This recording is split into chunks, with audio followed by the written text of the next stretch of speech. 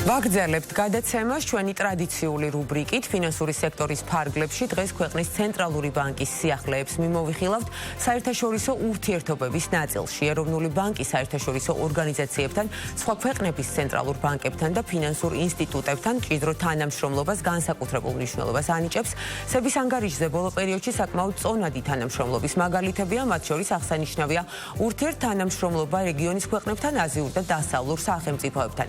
რა მნიშვნელობა აქვს საერთაშორისო ურთიერთობებს ცენტრალური ბანკის წარმატებული ფუნქციონირებისთვის და მისი მთავარი მანდატის ფინანსური სტაბილურობის უზრუნველყოფისთვის, ბოლო პერიოდის აქტივობებზე, პროგრესზე, არსებულ გამოწვევებსა და გეგმებზე ეროვნული ბანკის საერთაშორისო ურთიერთობების დეპარტამენტის ხელმძღვანელთან გიორგი ედილაშვილთან გავაგრძელებთ საუბარს. გიორგი, მოგესალმებით, ძალიან დიდი მადლობა სტუმრობისთვის და თქვენი დროისთვის. მოგესალმებით, მადლობა მოწვევისთვის. გიორგი, როგორც შესავალს აღნიშნეთ, უნდა ვისაუბროთ ბუნებრივია მნიშვნელობაზე საერთაშორისო ურთიერთობების ქვეყნის ცენტრალური ბანკის წარმატებული ფუნქციონირებისთვის, მით უმეტეს ფინანსური დეცენტრალიზების და ასე ვთქვათ ფრაგმენტაციის ფონზე. რამდენად მნიშვნელოვანია დივერსიფიცირება სწორედ ურთიერთობების ნაწილში და რას აკეთებს ამისთვის ეროვნული ბანკი, როგორია ის სიახლეები, რაც თქვენ გაქვთ? დიახ, სწორედ აღნიშნეთ შესავალში, ბოლო პერიოდში ჩვენ განსაკუთრებით გავააქტიურეთ ეროვნული ბანკის საქმიანობა საერთაშორისო ურთიერთობის განვითარების კუთხით. ამის მიზანი არის ის, რომ უფრო ეფექტურად შევასრულოთ ეროვნული ბანკის საქმიანობა. ეს, რა თქმა უნდა, სხვადასხვა მიმართულებებს მოიცავს. პირველ რიგში ეს არის ინფორმაციის, ცოდნის და გამოცდილების გაზიარება და მიღება პარტნიორი ქვეყნებიდან, რათა ჩვენი საკანონმდებლო ბაზა იყოს სულ თანხმდრაში საუკეთესო საერთაშორისო პრაქტიკასთან და ასევე მოახდინოთ საფინანსო სექტორის ინტეგრაცია გლობალურ ფინანსურ ბაზრებთან. კი ბატონო, პრიორიტეტული მიმართულებები არის ასევე საინტერესო პრიორიტეტულ საკითხებთან ერთად რომლებია?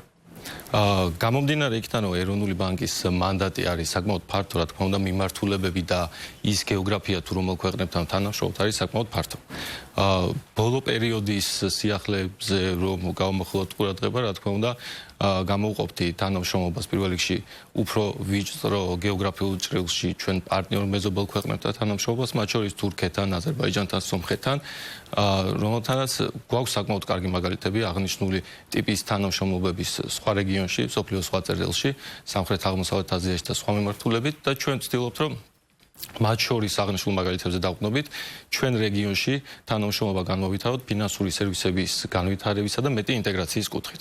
ასევე უნდა გამოვყოთ თანამშრომლობა უფრო ფართო რეგიონის ჭრილში, მათ შორის შუა კორიდორის ქვეყნებთან. ეს არის ძალიან ნათელი მაგალითი, რომ რეალური ეკონომიკის განვითარებასთან ერთად შუა დერეფნის ქვეყნებში ჩნდება მეტი მოთხოვნა ფინანსური სერვისების განვითარების კუთხით. და ამას არა მარტო ჩვენ ვხედავთ, არამედ პარტნიორი ქვეყნებიც ძალიან კარგად ხედავენ. სწორედ ამას უკავშირდებოდა ჩვენი ვიზიტი ყაზახეთში გასული წლის ბოლოს, სადაც ძალიან კონკრეტულ სამოქმედო გეგმაზე შევთანხმდით ყაზახურ მხარესთან, ასევე ხელი მოვაწერეთ ურთიერთთანამშრომლობის შეთანხმებას და მუშაობთ ფინანსური სერვისების განვითარებაზე უშუალოდ შუა კორიდორის ქვეყნებთან. კი ბატონო, აი სტრატეგიული მიმართულებები, რომლებიც თქვენ დაასახელეთ, შემხედრი ინტერესი მათი მხრიდან როგორია, რომ გითხრათ და ასევე რა მიმართულებები არის მიმზიდველი საქართველოს ფინანსურ სექტორში მათთვის? დიახ, შემხედრი ინტერესი არის ძალიან მნიშვნელოვანი. გარდა იმისა, რომ ჩვენ აქტიურად ვაყენებთ ინიციატივებს და თანამშრომლობთ, რა თქმა უნდა, ვხედავთ ინტერესს მეორე მხარეს. მათ შორის ყველაზე კონსერვატიული ცენტრალური ბანკები ბოლო პერიოდში ძალიან აქტიურობენ სხვა ქვეყნის ცენტრალურ ბანკებთან თანამშრომლობის კუთხით. ეს გამომდინარეობს არსებული გლობალური ფინანსური სექტორის ფრაგმენტაციის პირობებში, მეტი ინტეგრაციით და მეტი თანამშრომლობით არის შესაძლებელი ფინანსური სერვისების განვითარება. შესაბამისად, შემხედრი ინტერესი არის საკმაოდ დიდი. მიმართულებებს რაც შეეხება არის ფართო არეალი, მათ შორის შეიძლება დავასახელოთ უშუალოდ ფინანსური საბანკო სერვისების განვითარება, კაპიტალის ბაზრის განვითარება, ეგრეთ წოდებული ფინტექ მიმართულება, ახალი ფინანსური სერვისების შესაძლებლობა, საგადახდო სისტემების განვითარება. ჩვენი თანამშრომლობის არეალი არის საკმაოდ ფართო ქვეყნებთან მიმართებაში და ამასთან შეგება კონკრეტული სტრატეგია, რასაც ჩვენ მივყვებით თანამშრომლობის დროს. აქედან გამომდინარე შეიძლება ითქვას, რომ ქართული ფინანსური სექტორი არის მიმზიდველი რეალურად ჩვენთვის სტრატეგიულად მნიშვნელოვანი ქვეყნებისთვის. ბატონო გიორგი, თქვენი ბოლო სტუმრობისას ჩვენ საუბრობდით დაგეგმილ ვიზიტზე ჩინეთში, რომელიც განხორციელდა და იყო საკმაოდ წარმატებული, რომელიც ძალიან აქტიურად გაშუქდა კიდეც მედიაში და საზოგადოებისთვის ცნობილია ამის შესახებ.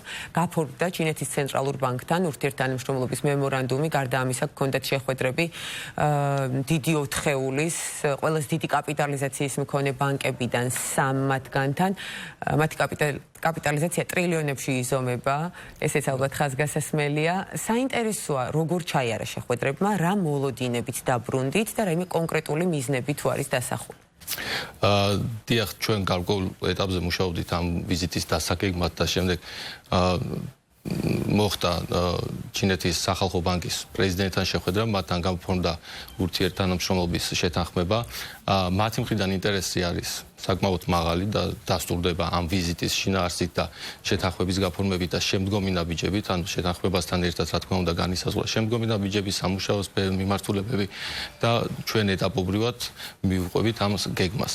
ასევე როგორც აღნიშნეთ, იყო ჩინეთის კომერციულ ბანკებთან შეხვედრა, ეს არის დიდი 4-ეულის ბანკები, ეგრეთ წოდებული 3 ბანკთან ქონდა შეხვედრა, რომელიც არა მხოლოდ ჩინეთის მასშტაბით, არამედ მსოფლიო მასშტაბით არის უდიდესი და მთლიანი აქტივები ტრილიონობით ამერიკულ დოლარს აჯარებს. მათი ინტერესი არის ნათელი, შეხვედრაზეც იყო ეს დაფიქსირებული, მიმართულებები არის სხვადასხვა და ზუსტად ამას ემსახურებოდა ის ვიზიტი, რომ განსაზღვრულიყო კონკრეტული მიმართულებები, რასაც დღესდღეობით უკვე სამუშაო ფორმატში ვაგრძელებთ.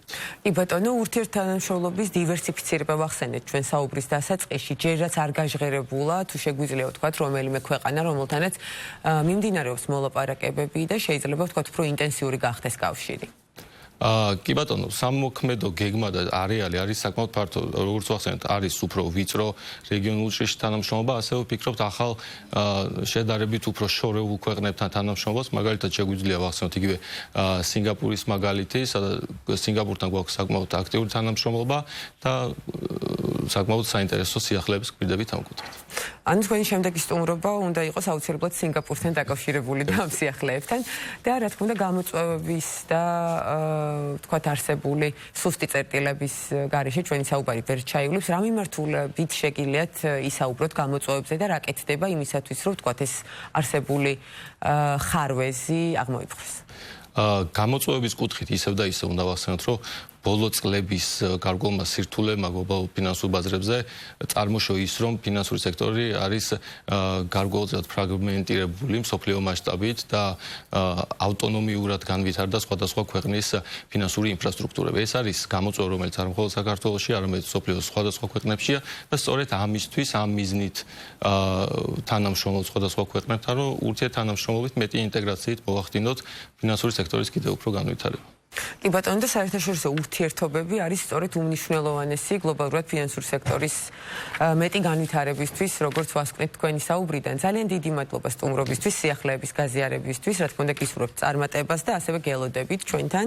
შემდეგში მაყურებელს შევახსენებ ეროვნული ბანკის საერთაშორისო ურთიერთობების დეპარტამენტის ხელმძღვანელი გიორგი ედილაშვილი საუბრობდა ბიზნეს პარტნიორის ეთერში.